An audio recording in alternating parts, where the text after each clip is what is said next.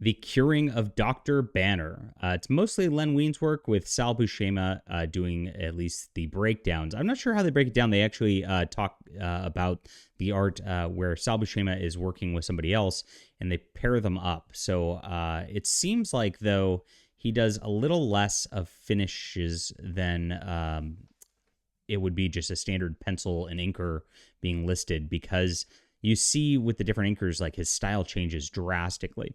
Now, the style of the Hulk changes drastically here, too. We start out with like a microverse deal where he actually meets up with Jarella again.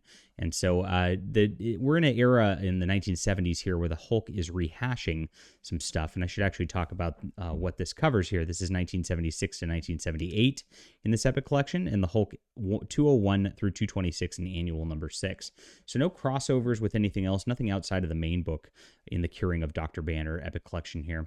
But it is like kind of a rehash here. Now, Len Wein does a good job of at least adding in some bizarro sort of stuff to it. It's kind of what the hallmark of his writing is. Now, he also is very heavy on the dialogue, and so in these points, he does have a lot of stuff that's kind of skimmable. And so it took me a sec to get back into the Hulk in this. Now, at Gamma Base, where, of course, General Ross is taking care of things, there's a problem brewing between Betty, who married Glenn Talbot, and of course, her husband there. And they're falling apart with one another as the opening of this goes along. And, of course, the Hulk eventually comes back. We have Doc Samson, who's, of course, trying to keep things together on that front.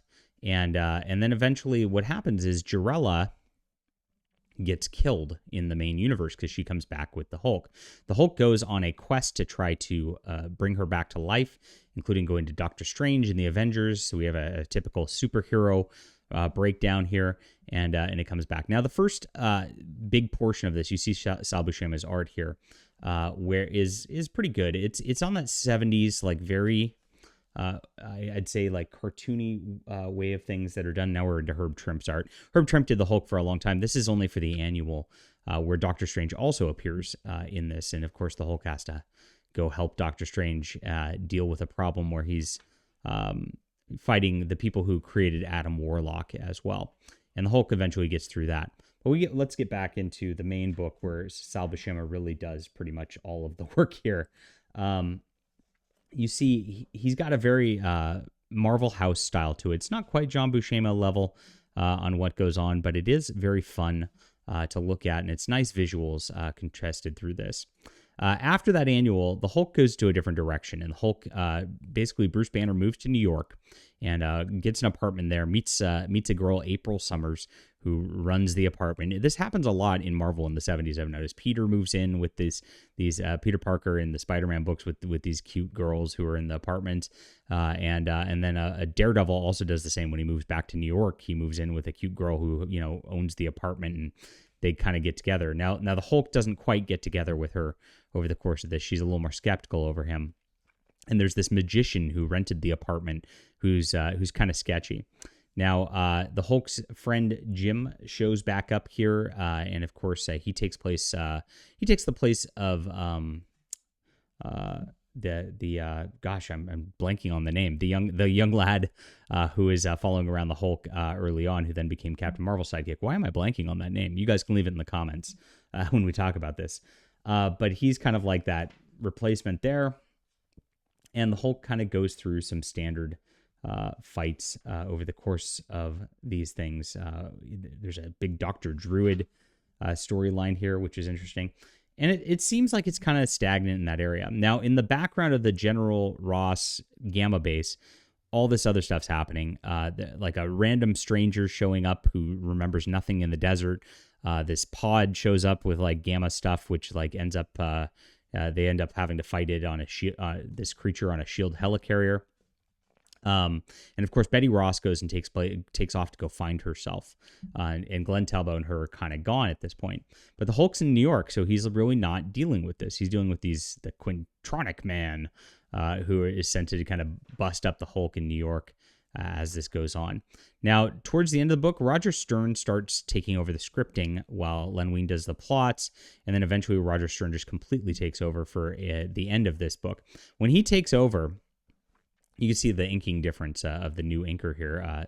There's like the style changes all the way around. We get kind of into that 80s Marvel House style, even though Sal Buscema is still credited for the art here. It definitely changes in tone quite a bit, and it gets into that, which I actually like a lot better. That little 80s Marvel House, even though we're pre-80s, it's 78 still. Just feels good to me. That's the Marvel I like to see all the way around, and I just feel like there's a big level up of the way the art looks, and I think there's a level up of the scripting as well, as Roger Stern is a lot just quicker with the dialogue. Now the storyline is really, we're not there yet. I haven't turned to it.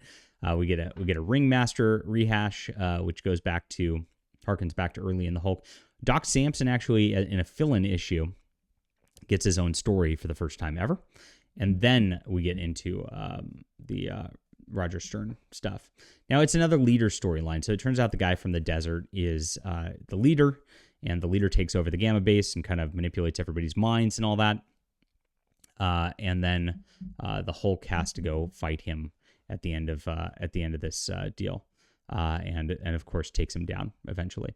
The last issue, the Hulk runs out onto a campus, and actually Roger Stern puts him up against Socrates with "Know Thyself." Adds a little philosophy into the book, makes the Hulk a little smarter here, and eventually he just calms down and becomes Bruce Banner again to end the storyline.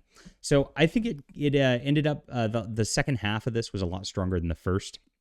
After he moved to New York, it became a little more interesting. And then when Roger Stern took over, it just really snapped.